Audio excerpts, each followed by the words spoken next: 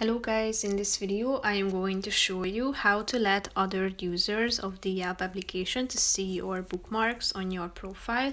But first I just want to mention, don't forget to subscribe to my channel because at 10,000 subscribers I am going to show you my whole YouTube revenue statistics and growth strategy, how to make money online. Now let's jump into it. First of all, open the application on your phone.